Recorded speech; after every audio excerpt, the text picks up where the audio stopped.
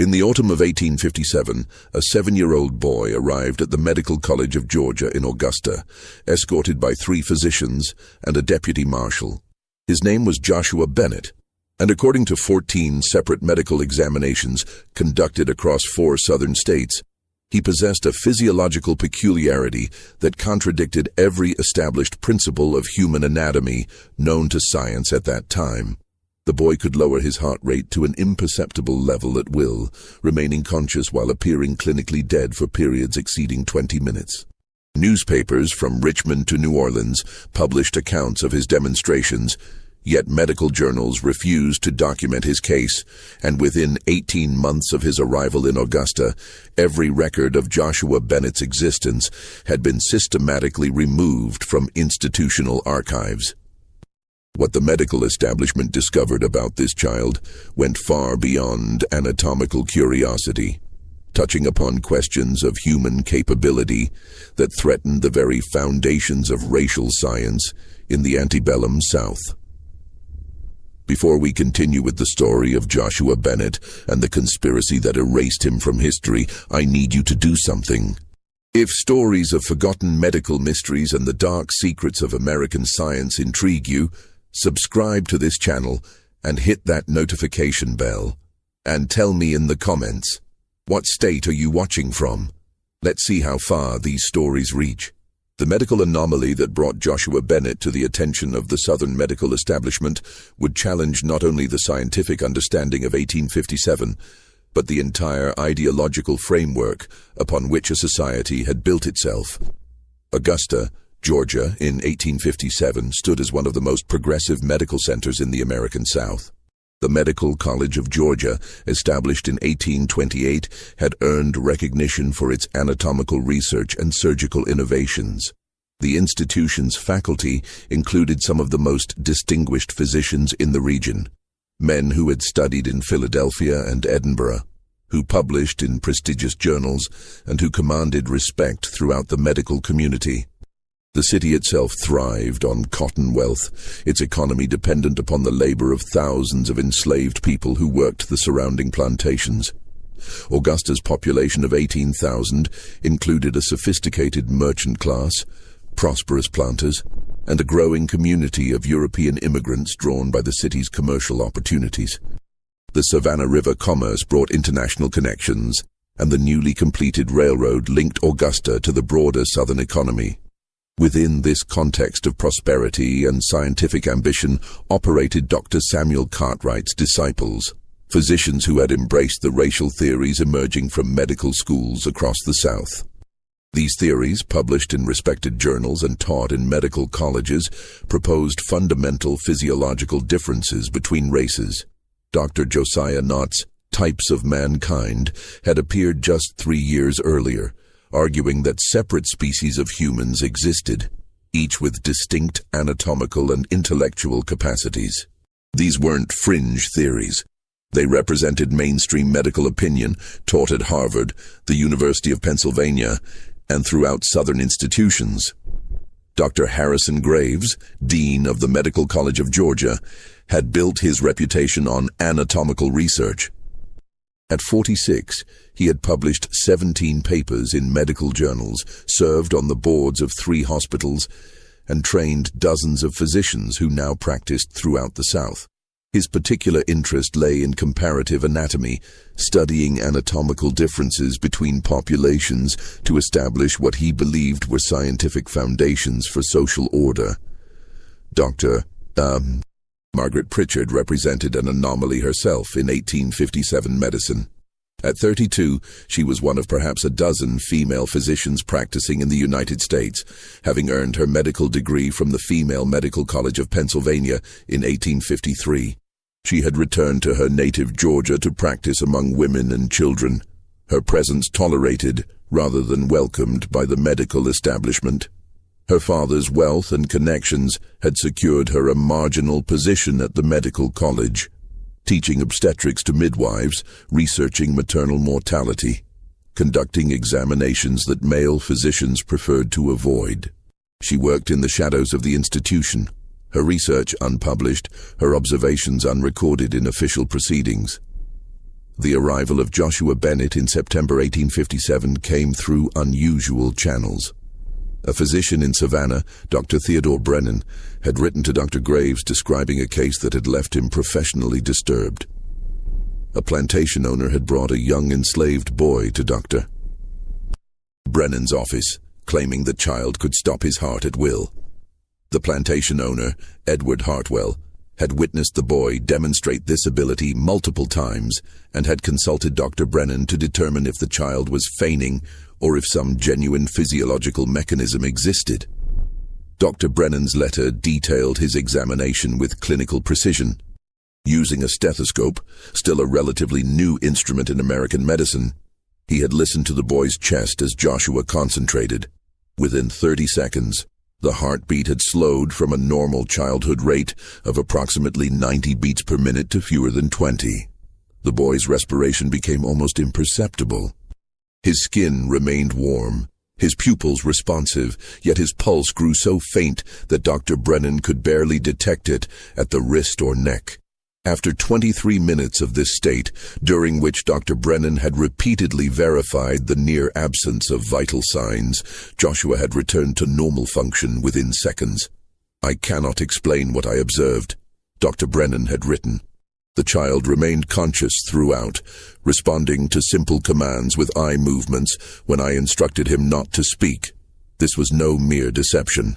I have practiced medicine for 18 years and examined hundreds of patients in various states of health and distress. What I witnessed contradicts every principle of cardiovascular function I learned in medical school. Dr. Graves had immediately recognized the significance. If an enslaved child could demonstrate such extraordinary control over autonomic functions, capabilities that European and American medical science insisted were beyond conscious control, it would raise profound questions about human potential, questions about the supposed limitations of certain populations, questions that could undermine the entire scientific edifice supporting slavery. He had arranged for Joshua's transfer to Augusta, compensating Edward Hartwell handsomely for the boy's time. The plantation owner had agreed to a 6-month loan of the child for medical study, seeing potential profit in whatever discoveries emerged.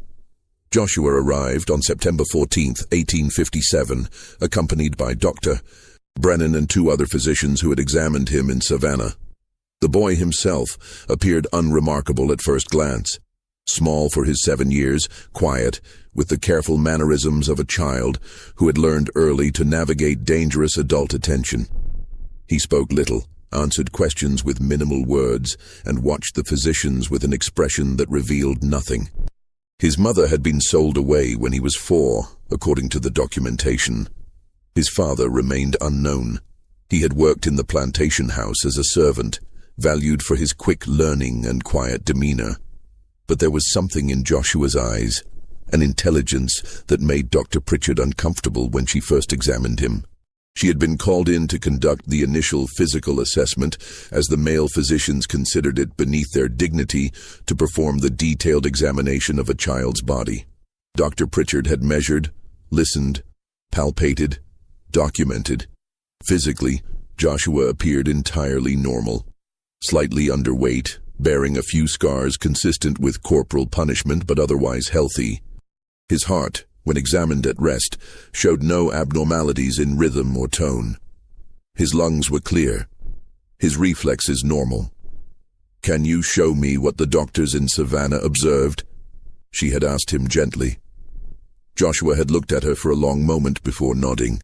"It don't hurt me none," he had said quietly. "I've been doing it since I was small." "How did you discover you could do this?" The boy had hesitated. "Sometimes when things got bad, I found if I got real still inside, real quiet, I could go to a place where nothing could reach me. And one day I realized while I was in that place, my heart had near stopped. But I was still awake. Still there. Just away." Dr. Pritchard had felt a chill at those words. This wasn't a physiological curiosity. This was a survival mechanism. A child had learned to escape unbearable reality by controlling functions that medical science insisted were involuntary. She had placed her hand on his thin chest and asked him to demonstrate. What she felt over the next 19 minutes would haunt her for the rest of her life. The formal examination took place on September 18, 1857, in the Anatomical Theater of the Medical College of Georgia. Dr. Graves had assembled 7 physicians, the core faculty of the institution plus 2 visiting doctors from Charleston. They gathered in the circular demonstration room where medical students typically watch surgical procedures and anatomical dissections. The September afternoon sunlight slanted through tall windows, illuminating the examination table where Joshua sat in a thin cotton shirt and trousers. Dr. Graves had prepared meticulously. He had obtained the finest stethoscope available, manufactured in Paris. He had arranged for precise timekeeping using the college's astronomical chronometer, accurate to the second. He had invited Dr. Pritchard to maintain detailed written records of all observations, her neat handwriting filling page after page of the leather-bound journal that would later disappear from the college archives. "Gentlemen, Dr. Graves began, his voice carrying the authority of his position. "We are here to observe and document a physiological phenomenon that, if verified, will require us to revise our understanding of autonomic nervous function. Dr. Brennan has provided testimony of what he witnessed in Savannah. Today, we will conduct a rigorous examination under controlled conditions." Joshua sat very still on the table, his legs dangling over the edge. He looked smaller in the large room, surrounded by white men in dark coats carrying the instruments of medical inquiry. Dr. Pritchard stood to the side with her journal, her face carefully neutral, but her hand trembled slightly as she prepared to write. "Joshua, Dr. Graves said, his tone taking on the particular cadence white Southerners used when addressing enslaved people, neither kind nor cruel, but firmly establishing hierarchy. "These gentlemen are going to examine you. You will cooperate fully. Do you understand?" "Yes, sir. Dr. Brennan has told us you can slow your heart. Is this true?" "Yes, sir." "Show us." The boy took a slow breath and closed his eyes. The room fell completely silent, except for the ticking of the chronometer. Dr. Graves placed the stethoscope against Joshua's chest, his expression one of professional skepticism. The other physicians watched intently. For the first 30 seconds, nothing appeared to change. Then Dr. Graves's expression shifted. His eyes widened slightly. He held up one hand for silence, though no one had spoken. He counted under his breath, his lips moving soundlessly. "Impossible," he murmured. He looked at Dr. Brennan. "You were correct. The rate is dropping precipitously." He gestured to Dr. Edmund Wright, the college's professor of physiology. "Verify this." Dr. Wright took the stethoscope, listened, and his face went pale. "I count fewer than 15 beats per minute. This should not be compatible with consciousness." They tested Joshua's responsiveness. Dr. Graves snapped his fingers near the boy's face.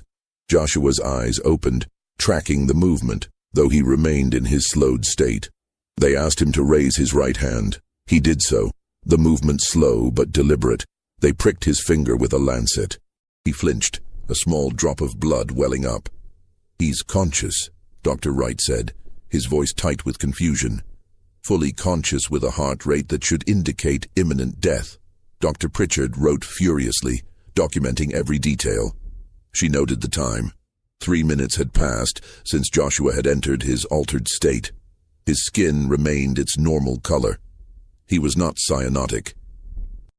His breathing had slowed but continued. The pulse at his wrist was barely palpable, but present. They continued the examination for 27 minutes. Throughout that period, Joshua remained in his slowed state, responding to commands, maintaining consciousness, defying every principle of cardiovascular physiology the physicians had learned. Several doctors took turns with the stethoscope, each verifying what seemed impossible, a heart beating so slowly it should not sustain life, yet a child remaining awake and aware. When Dr. Graves finally told Joshua he could stop, the boy took another deep breath, and within seconds his heart rate normalized. The transition was so swift it seemed almost supernatural, though Dr.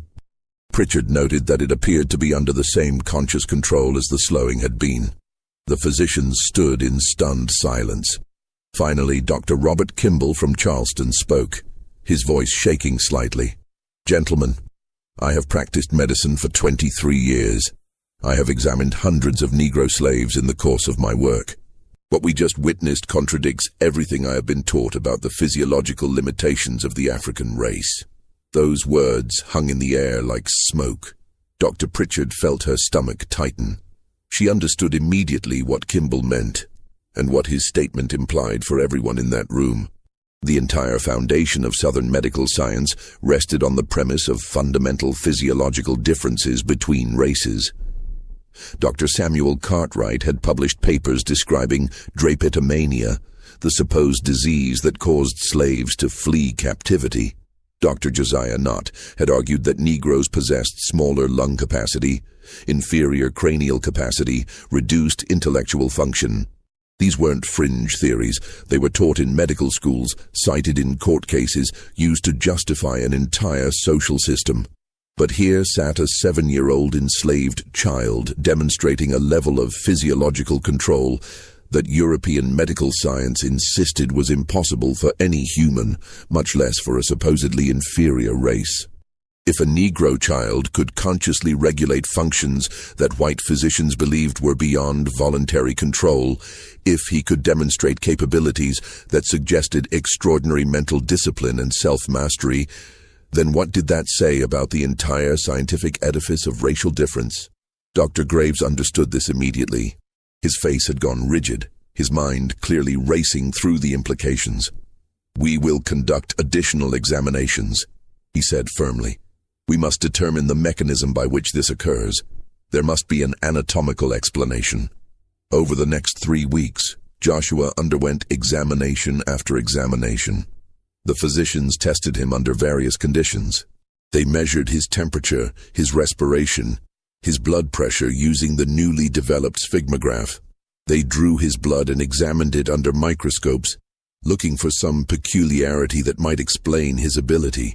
They measured his skull, recorded the dimensions of his chest, analyzed his diet. They found nothing. Anatomically, physiologically, Joshua Bennett appeared to be an entirely normal 7-year-old boy.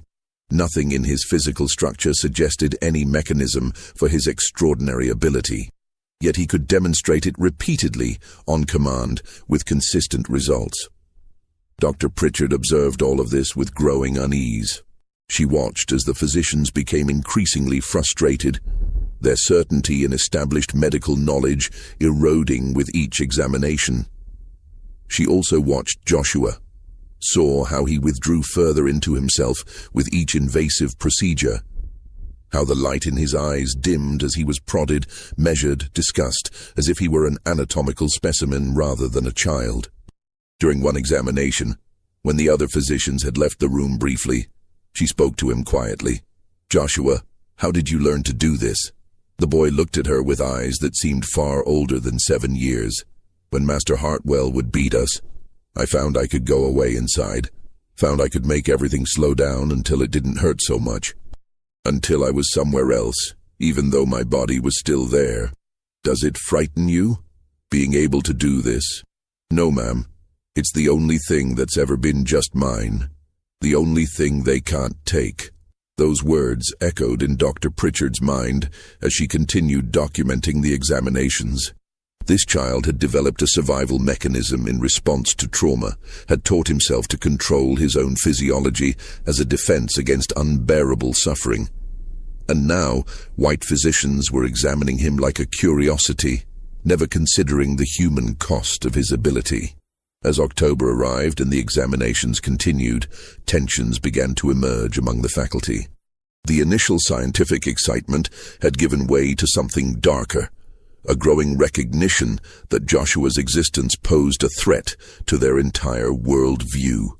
Dr. Kimball returned to Charleston, but not before writing a letter to Dr. Graves that Dr. Pritchard happened to see left on a desk. "We must be cautious about how we proceed," the letter read. "If word spreads of what this boy can do, it will be weaponized by abolitionists. They will claim it demonstrates Negro capabilities equal or superior to whites. The social implications are profound. Other physicians began expressing similar concerns. Dr. Wright argued in a faculty meeting that they should publish their findings, that science demanded documentation regardless of social consequences. Dr. Graves disagreed vehemently. "We don't fully understand what we're observing," he insisted. "Publishing prematurely would be irresponsible. We need more time, more study." But Dr. Pritchard, listening from the hallway where she had no official right to attend faculty meetings, understood what was really happening. The physicians had encountered something that contradicted their fundamental beliefs, and rather than revising their beliefs, they were seeking ways to suppress or reinterpret what they had observed. She began conducting her own quiet research. In the medical college library, she found references to similar phenomena in Eastern medical traditions. Yogis in India who could slow their heartbeats, Buddhist monks who could control their body temperature. These accounts were typically dismissed by Western physicians as exaggerations or superstitions. But what if they were real? What if human beings possessed capabilities that Western science had simply refused to acknowledge because they didn't fit established frameworks? She also began talking more with Joshua during the examinations, drawing him out when they were alone. The boy revealed more of his history, how he had first discovered his ability at age 4, shortly after his mother had been sold, how he had used it to escape during the worst moments of plantation life, how he had been careful to hide it from most people, showing it only once to another enslaved child, who had then told the plantation owner, leading to Joshua's current situation. "Do other people in your family have this ability?" Dr. Pritchard asked. "Don't know, ma'am. Never knew my father. Mama never said nothing about it before she was sold." "Have you taught anyone else to do it?" Joshua hesitated. "Tried to show my friend once, but he couldn't get to that quiet place inside. Said it just made him scared, trying to slow his heart." This interested Dr. Pritchard greatly. If Joshua had tried to teach someone else and failed, it suggested his ability wasn't purely physiological. It required a mental state, a psychological capacity that perhaps not everyone could develop. Or perhaps, she thought with a chill, it required the specific trauma of enslavement to create the desperate need that drove its development. By late October, Edward Hartwell had begun making inquiries about when Joshua would be returned to his plantation. The 6-month loan period was not yet complete, but Hartwell had heard rumors about the examinations and wanted to ensure his property would not be damaged by medical experimentation. He arrived in Augusta on October 28th, demanding to see the boy and speak with Dr. Graves. The meeting took place in Dr. Graves's office, and though Dr. Pritchard was not present, she heard about it later from a colleague. Hartwell had been direct. "I agreed to loan you the boy for medical study, not to have him become the subject of some scientific controversy. I've heard talk that you're considering publishing about his peculiarity. I won't have my property become famous. It would make him impossible to manage." Dr. Graves had assured Hartwell that no publication was planned, but Hartwell had apparently pressed further. "What have you discovered? Is there something wrong with him? Some defect?" "No defect," Dr. Graves had replied carefully. "He's in perfect health. His ability appears to be a learned skill, not a physiological abnormality." "A learned skill?" Hartwell had seized on this. "You mean any Negro could learn to do this?" The question hung in the air, laden with implications. If Joshua's ability was learned rather than innate, if it was a skill any human could potentially develop, then it said nothing about racial physiology. It was simply an unusual talent like juggling or memorization. But if it suggested some untapped human potential, some capacity for self-mastery that slavery was supposed to preclude, Dr. Graves had not answered directly, according to the account Dr. Pritchard heard. Instead, he had changed the subject, discussing the remaining examinations planned and assuring Hartwell that Joshua would be returned in good condition. But that conversation had consequences. Within days, Dr. Graves called a private meeting of the senior faculty. This time, Dr. Pritchard was explicitly excluded. but she had developed connections among the staff. A janitor who cleaned the meeting rooms, a secretary who filed documents. Through these connections, she learned what was decided. The faculty had voted to cease all examinations of Joshua Bennett. They would document what they had observed in sealed records, available only to faculty members. They would not publish any findings. They would return the boy to Hartwell's plantation and recommend that his ability be suppressed rather than demonstrated. The official reason given was that further study had yielded no new insights and that continued examination served no scientific purpose. The real reason, Dr. Pritchard understood, was fear. Fear of what Joshua represented. Fear of the questions his existence raised.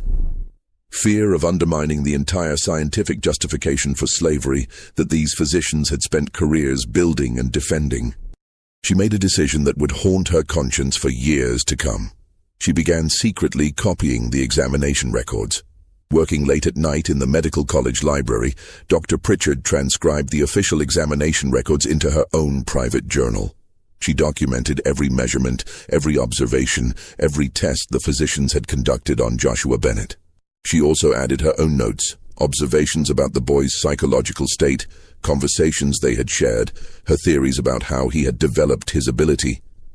She worked carefully, knowing that if discovered, her actions would end her already tenuous position at the medical college. But she was driven by a conviction that this knowledge was too important to suppress.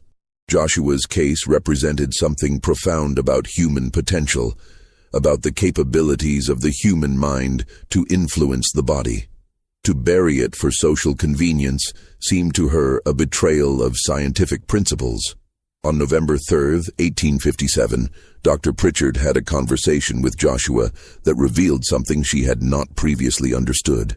"Joshua," she said gently as she conducted what would be one of his final examinations, "you've been very patient with all of these doctors examining you. Do you understand why they've been so interested?" The boy looked at her with those ancient eyes. "They're scared, ma'am." "Scared? Scared of what?" Scared that if a slave boy can do something they can't, maybe everything they believe is wrong." The insight was so penetrating, so accurate, that Dr. Pritchard felt her breath catch. This 7-year-old child understood the political and social dimensions of his situation better than most of the physicians examining him. "You're right," she said quietly. "That's exactly what scares them. What happens to me now? You'll go back to Mr. Hartwell's plantation." Joshua nodded slowly. "And they'll want me to stop? To never show anybody what I can do?" "Probably yes." The boy was silent for a long moment. Then he said something that would echo in Dr. Pritchard's mind for the rest of her life. "They can take everything from us. Our names, our families, our freedom. But they can't take what's inside. That's why it scares them so much." On November 9, 1857, Joshua Bennett was returned to Edward Hartwell's plantation. Dr. Graves provided Hartwell with a brief written report stating that the examinations had found nothing medically significant, that the boy's ability was a curious trick but of no scientific importance, and that he was healthy and fit for work. Dr. Pritchard watched from a window as Joshua climbed into the wagon that would take him back to the plantation. He didn't look up at the medical college. He sat very still, very small, as the wagon pulled away down the dusty Augusta street. She thought that would be the end of the story. She was wrong. 3 weeks later, on November 28th, a letter arrived at the medical college addressed to Dr. Graves. It came from a physician in Milledgeville named Dr. Horace Finch. Dr. Pritchard learned of the letter's contents through her network of sources within the college administration. Dr. Finch wrote that he had heard rumors about a boy examined at the Medical College of Georgia who could control his heart rate. He was writing because he had encountered a similar case, a 14-year-old enslaved girl on a plantation near Milledgeville who could apparently achieve the same state. Her owner had consulted Dr. Finch to determine if she was ill or possessed. Dr. Finch had examined her and observed the same phenomenon, conscious control of heart rate to an almost imperceptible level. "This cannot be coincidence," Dr. Finch wrote. "If 2 cases exist, there may be others." I believe we may be observing a learned skill transmitted through the slave population, perhaps taught secretly as a form of resistance or escape. The implications are considerable and require immediate investigation." Dr. Graves's response to this letter was swift and decisive. He wrote back to Dr. Finch stating that the Augusta examination had been inconclusive, that no reliable evidence of genuine physiological control had been documented, and that the supposed phenomenon was likely a combination of deception and observer error. He strongly discouraged Dr. Finch from pursuing the matter or discussing it with colleagues. But Dr. Finch was not easily dissuaded. In December, he traveled to Augusta to speak with Dr. Graves in person. Dr. Pritchard was present in the outer office when the two men met, and she heard raised voices through the closed door. "You're suppressing evidence," Dr. Finch accused. "I've examined this girl thoroughly. There is no deception. She can demonstrate this ability repeatedly, under controlled conditions." "Even if what you say is true," Dr. Graves responded, his voice tight with anger, "what purpose would publishing serve? To provide ammunition for abolitionists? To suggest that Negroes possess capabilities we've denied? Think about what you're proposing. I'm proposing we document the truth. The truth is more complicated than you understand. I've spent my career building the scientific foundations for our social order. I won't see that work destroyed because of a physiological curiosity. So you'll bury it, pretend it doesn't exist. I'll act in the best interests of science and society, which sometimes requires discretion." Dr. Finch left Augusta that day, but he didn't abandon his inquiry. Over the following months, he published a brief notice in the Medical and Surgical Journal of Georgia, carefully worded, describing a case of unusual voluntary cardiac control he had observed in a patient. He didn't mention race, didn't mention slavery, kept the details vague. But for those who knew what to look for, the implication was clear. The publication caused a minor stir in Georgia medical circles. Several physicians wrote to Dr. Finch requesting more information. He referred them to Dr. Graves at the Medical College of Georgia, knowing that Graves's refusal to provide information would itself be telling. By March 1858, rumors had begun circulating in medical communities across the South. Physicians in South Carolina, Alabama, and Louisiana wrote to Dr. Graves inquiring about the examination of a boy who could control his heartbeat. Some claimed they had observed similar cases in their own practices. Others demanded access to the examination records for verification. Dr. Graves found himself in an increasingly difficult position. The suppression he had hoped would end inquiry had instead generated more questions, and each inquiry risked exposing the real reason for his silence. In April 1858, the situation escalated in a way no one had anticipated. A northern physician, Dr. Charles Meigs from Philadelphia, published an article in the American Medical Times discussing cases of voluntary control over involuntary functions. Dr. Meigs had heard rumors about the Southern cases and was arguing that such phenomena, if verified, would support theories of mind-body interaction that challenged current medical materialism. If the human mind can exert conscious control over functions previously believed to be entirely automatic, Dr. Meigs wrote, then we must reconsider our understanding of consciousness itself. Such capabilities would suggest that mental discipline and training could influence physiological processes in ways we have not imagined.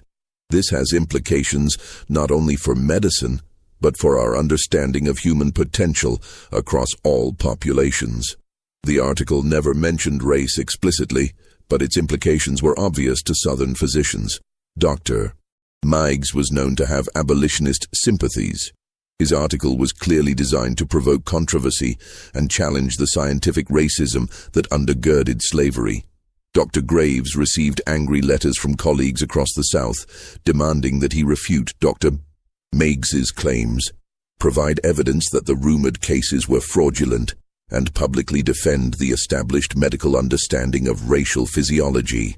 He found himself trapped between conflicting pressures, unable to deny what he had observed, unwilling to confirm it publicly, desperate to contain information that threatened the entire scientific framework he represented.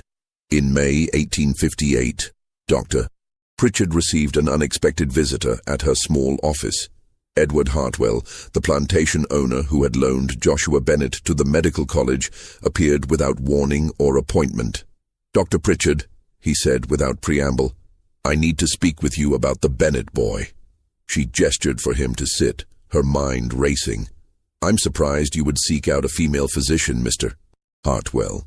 Most gentlemen prefer to consult with my male colleagues." "Your male colleagues are politicians playing at science," Hartwell said bluntly.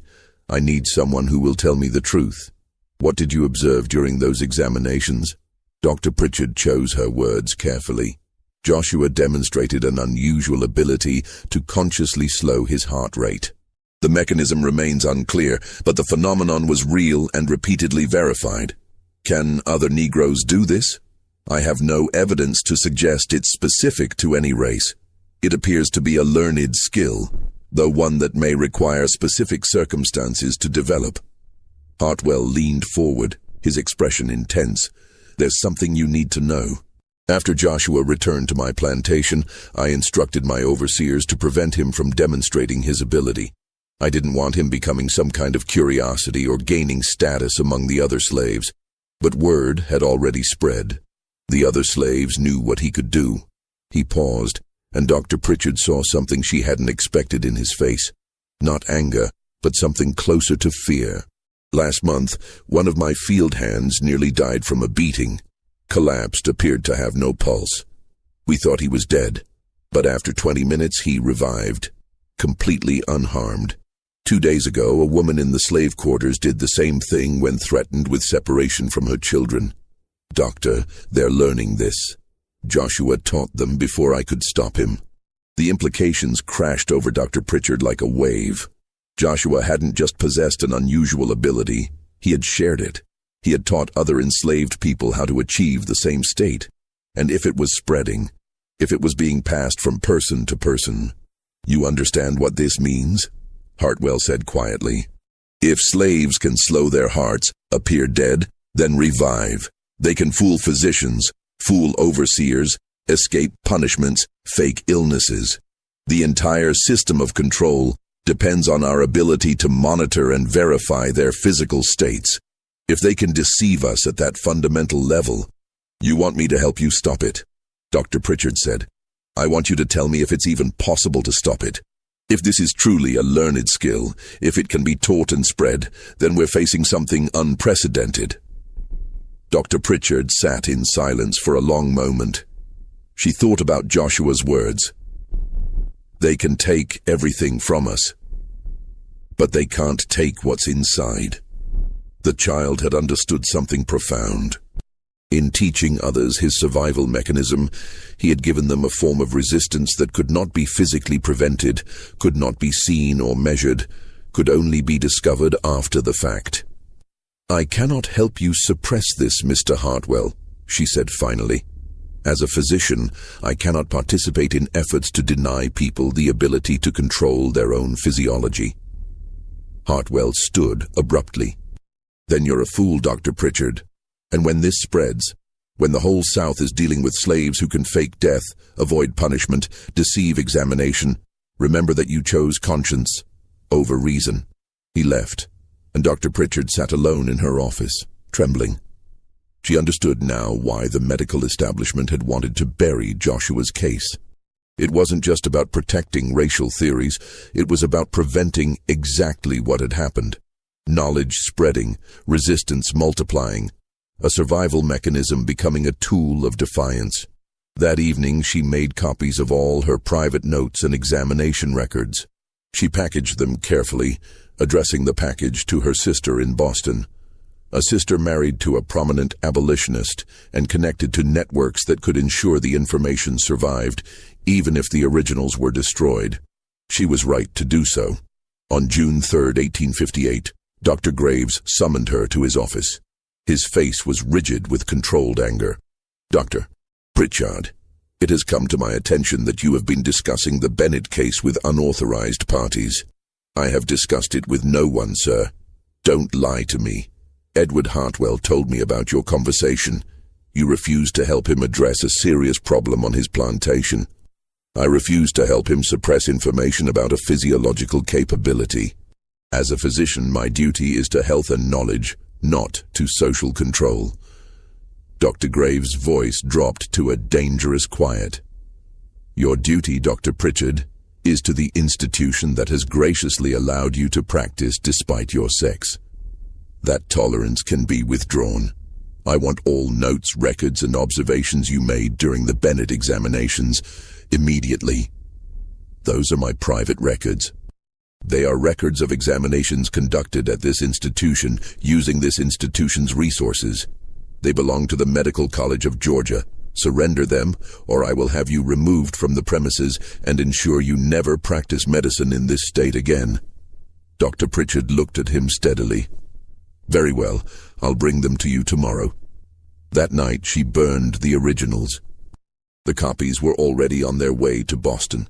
When she handed Dr. Graves a blank journal the next day, claiming she had kept no detailed records, his fury was apoplectic. He dismissed her from her position immediately, but the damage, from his perspective, was already done. The knowledge was spreading in ways he couldn't track or stop. Through the summer of 1858, reports began filtering through Southern medical networks of enslaved people, demonstrating the ability to dramatically slow their vital signs. Physicians in Georgia, South Carolina, Alabama, and Mississippi documented cases, though none published them officially. Each case followed the same pattern. An enslaved person, usually facing punishment or separation from family, would enter a state of apparent unconsciousness with barely perceptible heartbeat and respiration, only to revive after a period of time. Plantation owners began to panic. The implications were staggering. If enslaved people could feign death convincingly enough to fool physicians, the entire apparatus of medical examination that supported slavery was compromised. Physicians were regularly called upon to verify the health and fitness of enslaved people for sale, to confirm punishments had been properly administered, to determine if resistance was due to illness or malingering. If their examinations could be fooled at such a fundamental level, how could owners trust any medical assessment? Dr. Pritchard, through her connections in Augusta's free black community, learned details that never reached white medical circles. The technique was being refined as it spread. Practitioners were discovering variations. Some could maintain the slowed state for over an hour. Others could slow their heart rate while appearing to remain active and responsive. A woman in Savannah had reportedly used the technique during childbirth, maintaining enough consciousness to deliver her baby while appearing semi-conscious to the attending physician, thus avoiding the experimental procedures he had planned to perform on her. More disturbing to the establishment were reports of the technique being used for coordinated resistance. In one case near Charleston, 3 enslaved men scheduled for sale had simultaneously entered the slowed state during their pre-sale medical examination, causing the physician to declare them dangerously ill and the sale to be postponed. By the time they recovered days later, the buyer had moved on to another auction. The men had effectively sabotaged their own sale through a form of resistance that left no evidence and could not be definitively proven as intentional. These stories reached Dr. Pritchard in fragments, passed through careful networks of communication that existed beneath white awareness. She documented what she heard, understanding that she was recording a form of resistance that had no parallel in the known history of slavery. This wasn't violent rebellion or escape. It was something more subtle and perhaps more threatening, the quiet assertion of bodily autonomy through means that could not be detected or prevented. In August 1858, a physician named Dr. Lawrence Tucker from Savannah published a letter in the Charleston Medical Journal that marked a turning point. Dr. Tucker described examining an enslaved woman who had collapsed during punishment and appeared to have died. He had pronounced her dead after detecting no pulse for 15 minutes. The woman had been prepared for burial when she suddenly revived, completely unharmed. Dr. Tucker wrote that he could not explain what he had witnessed, but suggested that Negro physiology might include mechanisms unknown to medical science, a carefully worded statement that attempted to explain the phenomenon without acknowledging its implications. The letter sparked immediate controversy. Several physicians wrote responses arguing that Dr. Tucker had simply made an error in examination, that the woman's pulse must have been present but too faint to detect. But other physicians wrote privately to Dr. Tucker describing similar experiences, creating an informal network of doctors who had witnessed the phenomenon but didn't dare discuss it openly. Dr. Graves found himself besieged by correspondence from colleagues demanding answers. How widespread was this ability? Could it be detected? Were there medical tests that could distinguish genuine death from the slowed state? He had no answers to provide because acknowledging the questions would require admitting what he had spent a year trying to suppress. Just when we thought we'd seen it all, the implications of what Joshua Bennett had unleashed spread beyond anyone's control. If this story is giving you chills about how resistance can take the most unexpected forms, share this video with a friend who loves dark historical mysteries. Hit that like button to support our content, and don't forget to subscribe to never miss stories like this. Let's discover together what happened in the final months of 1858. By October, Dr.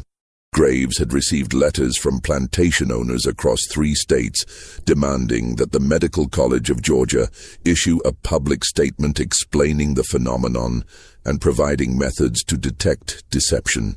He found himself in an impossible position. To explain the phenomenon, he would have to admit that enslaved people possessed capabilities that contradicted established racial science. To provide detection methods, he would have to acknowledge the phenomenon was real and spreading. A meeting was convened in October 1858 at the Medical College, gathering 15 prominent Southern physicians to discuss what they privately called the cardiac question. Dr. Pritchard learned of the meeting through a medical student who had been tasked with preparing the meeting room. The discussion, according to his account, had been heated and fearful.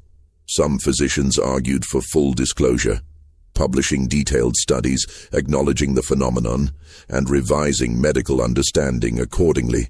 Others insisted that such honesty would be catastrophic, providing abolitionists with powerful ammunition and undermining the entire scientific justification for slavery.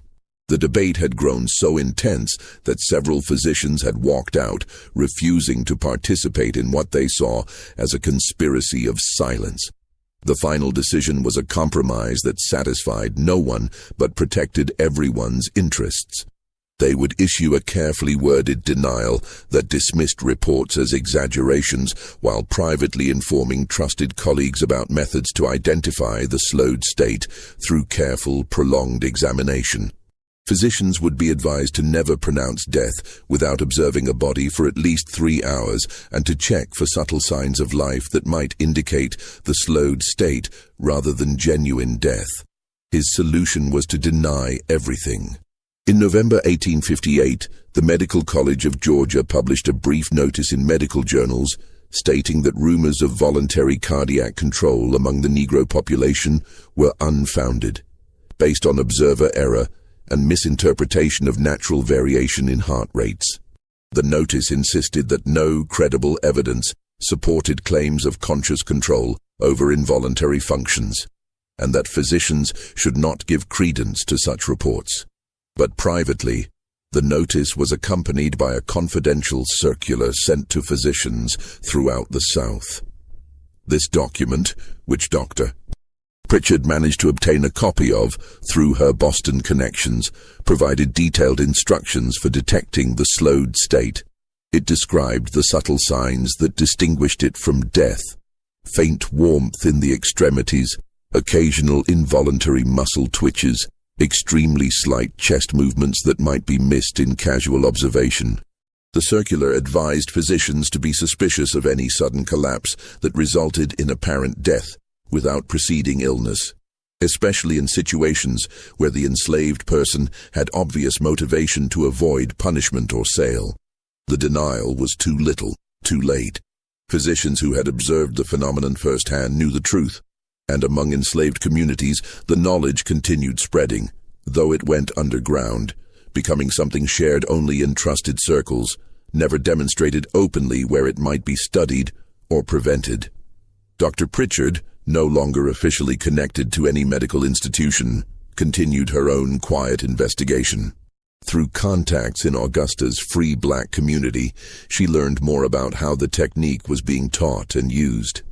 The methodology was surprisingly sophisticated, a combination of focused breathing, meditation, and progressive relaxation that allowed practitioners to dramatically slow their heart rates while maintaining consciousness. It required practice and mental discipline, but it could be learned by most people willing to put in the effort. What she found most remarkable was the purpose for which it was being used. Not for deception or escape, as Hartwell had feared, but for survival.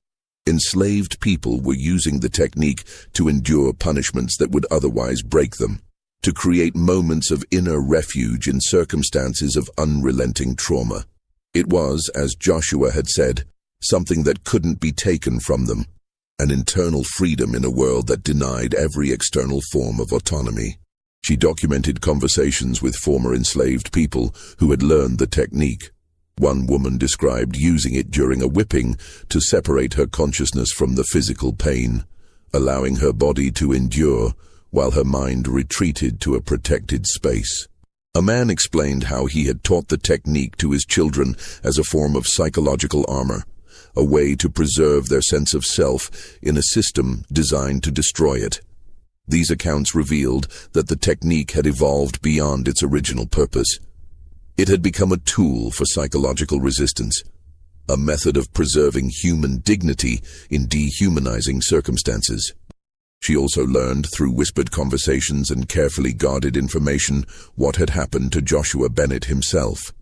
Hartwell, furious that the boy had taught others his technique, had sold him. The sale had been abrupt and punitive, with no consideration for Joshua's welfare.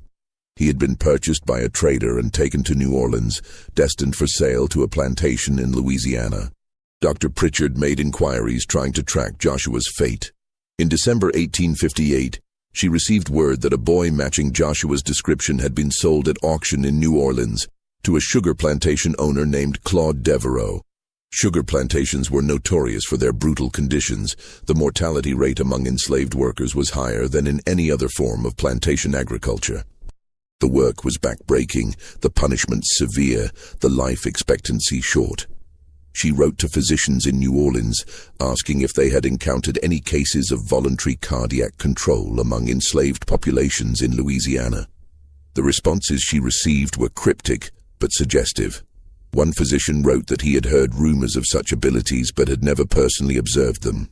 Another mentioned that plantation owners in the sugar parishes had reported incidents of enslaved workers appearing to die during punishment only to revive hours later, but these were generally attributed to heat prostration or other natural causes. In January 1859, Dr. Pritchard received a letter from her sister in Boston. The package of documents she had sent north had been shared with several prominent abolitionists and with physicians at Harvard Medical School. The case of Joshua Bennett was being discussed in anti-slavery circles as evidence of the fraudulent nature of racial science. Northern physicians were beginning to investigate voluntary control of autonomic functions, though they were careful not to mention the Southern cases directly. "Your documents have sparked considerable interest," her sister wrote. "Several physicians here are arguing that if such capabilities exist, they suggest human potential is far less bounded by physiology than Southern science claims. The implications for the slavery debate are significant. But in the South, the official position remained unchanged. The Medical College of Georgia's denial stood. No medical journals published articles about voluntary cardiac control in enslaved populations. The examination records of Joshua Bennett were officially listed as lost in a file reorganization. Physicians who had observed the phenomenon were quietly pressured not to discuss it. The suppression was remarkably effective. Within 2 years, most medical professionals who hadn't directly witnessed the phenomenon dismissed it as rumor or fraud. The few documented cases were buried in private collections or destroyed outright. Dr. Margaret Pritchard left Georgia in 1860, moving to Pennsylvania where she practiced medicine among working-class communities until her death in 1889. She never published her observations about Joshua Bennett, though she kept her private journals and occasionally shared the story with trusted colleagues. After her death, her papers were donated to the Female Medical College of Pennsylvania, where they sat unexamined in archives for decades. In her final years, Dr. Pritchard received occasional reports about the continued use of the cardiac control technique among African American communities. A former patient, a freedwoman who had escaped from Georgia in 1863, told her that the technique was still being taught in some communities, though always quietly and only to trusted individuals. The woman described it as a spiritual practice as much as a physiological one, a way of asserting control over one's own body in a world that had denied such control for generations. Dr. Pritchard also learned in 1867 of a peculiar incident during the Civil War. A Union Army physician stationed in Louisiana had reported examining captured Confederate soldiers alongside formerly enslaved people who had joined Union forces. He had noted that several of the black soldiers demonstrated an unusual ability to remain calm under extreme stress, with heart rates that barely elevated even under combat conditions. The physician had attributed this to some natural difference in stress response, never realizing he was observing a learned technique passed down from slavery. The technique Joshua had taught, the ability to consciously slow one's heart rate to near imperceptible levels, did not disappear. It was passed down through enslaved communities, becoming part of an oral tradition of survival strategies. After emancipation, knowledge of the technique persisted in some African American communities, though it was rarely discussed publicly and never formally studied. In 1872, Dr. Pritchard encountered a physician from New Orleans at a medical conference in Philadelphia. During a private conversation, she carefully broached the subject of voluntary cardiac control. Watching his reaction, the physician grew quiet, then admitted that he had observed such cases during his practice in Louisiana, but had never spoken of them publicly. "There were things we saw during slavery that we were not permitted to acknowledge," he said quietly. "Things that contradicted what we were supposed to believe about human capacity and racial difference. We learned to look away, to explain away what we saw, because the alternative was too threatening to our entire understanding of the world." He told her that he had once examined a young man on the Devereaux plantation, a teenager who had survived conditions that killed most within months. The boy had demonstrated unusual resilience, an almost preternatural ability to endure. The physician had suspected the boy was using some technique to manage pain and stress, but he had never investigated further. When Dr. Pritchard asked the boy's name, the physician couldn't remember. "There were so many," he said. "We didn't always record their names." Dr. Pritchard wondered if that resilient teenager might have been Joshua Bennett, now grown, still surviving through the technique he had taught himself as a child. But she never learned for certain. The records from Devereaux's plantation had been destroyed during the war, and the plantation itself had been abandoned, its former enslaved population scattered across the South. Modern medicine would eventually discover that such control is indeed possible. In the 20th century, researchers studying meditation, biofeedback, and yogic practices documented that humans can learn to consciously influence heart rate, blood pressure, and other autonomic functions. The techniques developed by Indian yogis, Tibetan monks, and certain meditation practitioners demonstrated that the mind-body connection is far more profound than early Western medicine believed. In the 1960s, a researcher studying cardiovascular responses in meditation practitioners documented a case remarkably similar to what Dr. Pritchard had observed with Joshua Bennett. A practitioner of Tibetan meditation could slow his heart rate to fewer than 15 beats per minute while remaining fully conscious and responsive.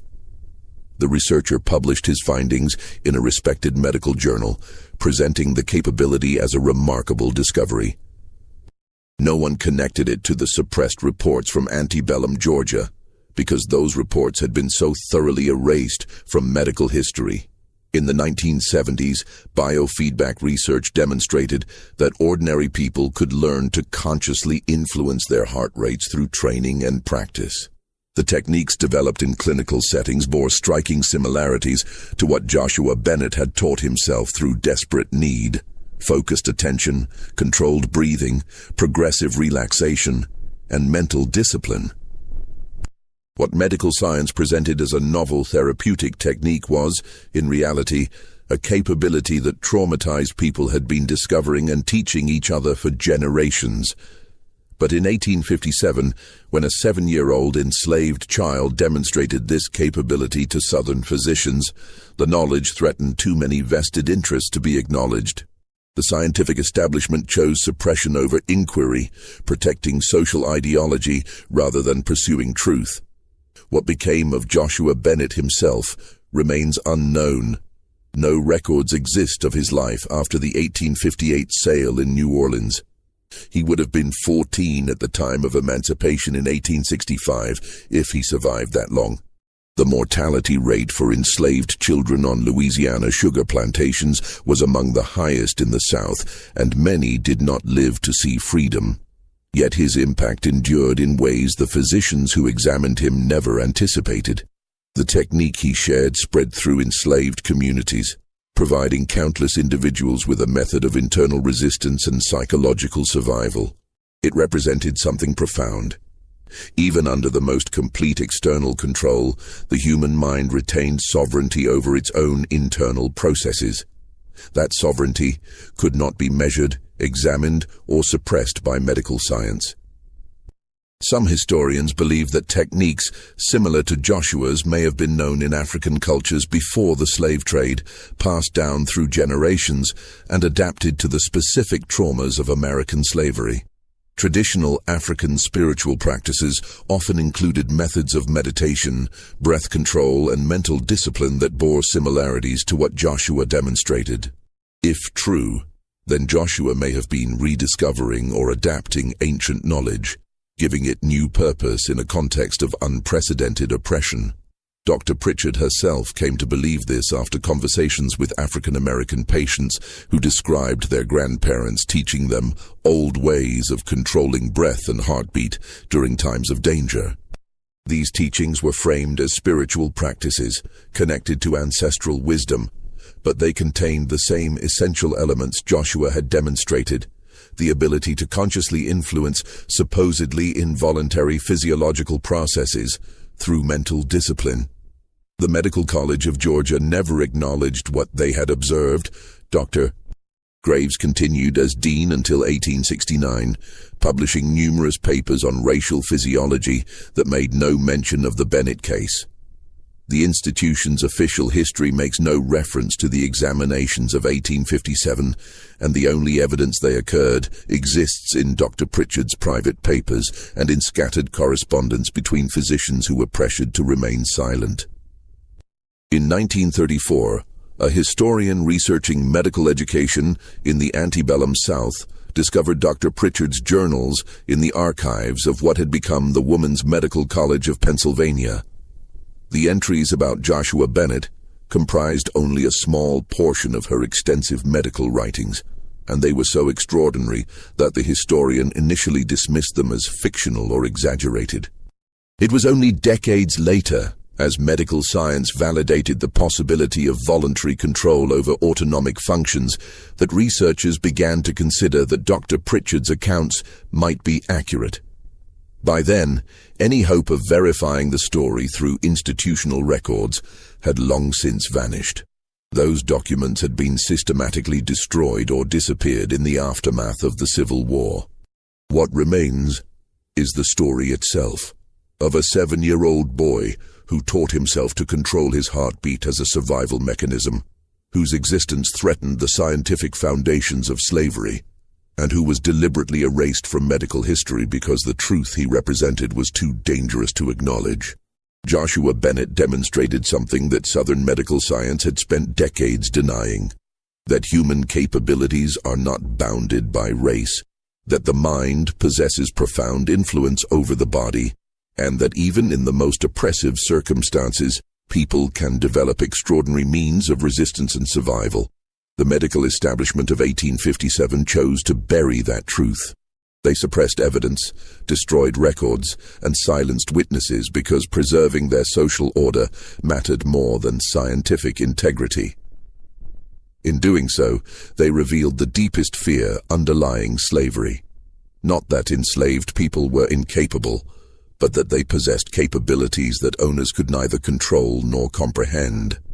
This case shows us how institutional power can suppress inconvenient truths, and how the most profound forms of resistance sometimes operate in silence, spread through whispered teachings, and survive not in official records, but in the memories and practices of oppressed communities. What do you think of this story? Did Joshua Bennett's technique truly spread, as Dr. Pritchard believed, or were the later reports exaggerated by fear and rumor? Leave your comment below. If you enjoyed this tale and want more stories of forgotten medical mysteries and hidden resistance, subscribe, hit the notification bell, and share with someone who loves history's darkest corners. See you in the next video. Tenta novamente.